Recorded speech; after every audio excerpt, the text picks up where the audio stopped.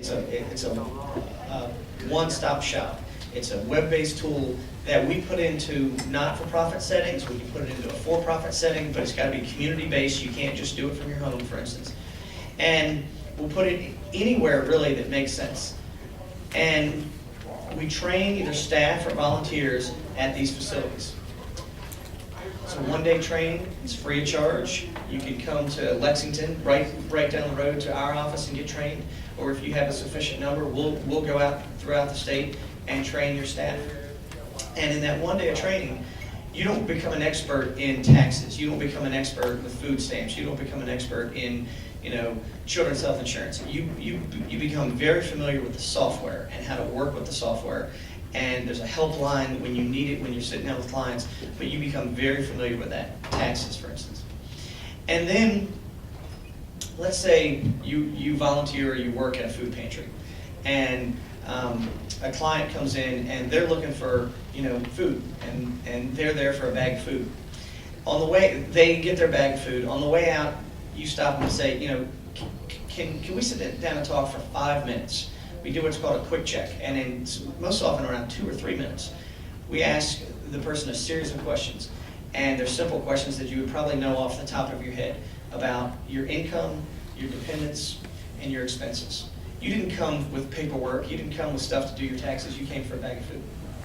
So in those 2 to 3 minutes, you're asked those questions, and the software calculates what you might be eligible for, and it gives you a little star-based system. It says, you're likely eligible for, food stamps, which is called SNAP now, FAFSA, and let's say heat assistance, which is LIHEAP.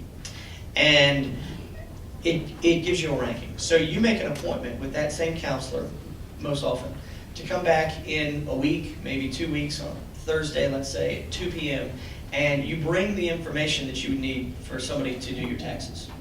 So you sit down with that same counselor most often, and in about an hour to an hour and a half, you walk through the software.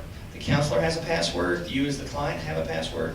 It's all very secure, and you're asked a series of questions, but you're asked those questions one time. You're not asked those questions 50 times at every different place that you're made to go when you have to apply for all these benefits separately.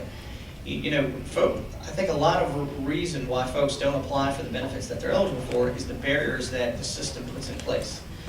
A lot of folks don't have reliable transportation. A lot of folks don't have the means to get to this county office and then go to that county office and keep going back and forth. And then when they do that, you gotta answer the same dang questions every single time. We all know if you go to your primary care doctor, you have to answer questions and fill out the thing. Then they refer you to a specialist. Well, guess what? They ask you the same dang questions. Then you go for tests. They ask you the same questions. Electronic medical records is hopefully going to solve a lot of that. But right now, that's the way things are. And the same thing, even worse, happens when we ask clients to go through the various benefit systems to access these resources. So the benefit bank eliminates all that. It's one stop. You get asked these questions one time. It pre-populates all the forms, and it files the forms where possible. When the state can receive that form electronically, it's sent right off. When they can't receive it that way, it's either mailed, it's faxed, or sometimes it's hand carried. But we're taking down the barriers again to make sure that these folks access the resources that they're eligible for. A study by the group that is helping to spread the benefit bank movement throughout the country has shown that South Carolina alone, last year, there were $800 million of benefits, mostly federal, that went unclaimed by folks that were eligible in our state and did not receive it. $800 million, just in South Carolina. And in Ohio, that Lynn mentioned, they're the state that piloted this. They've already helped to access more than $200 million in benefits for low and moderate income folks in their state. So, and they've just been doing this since about 2006 or 2007.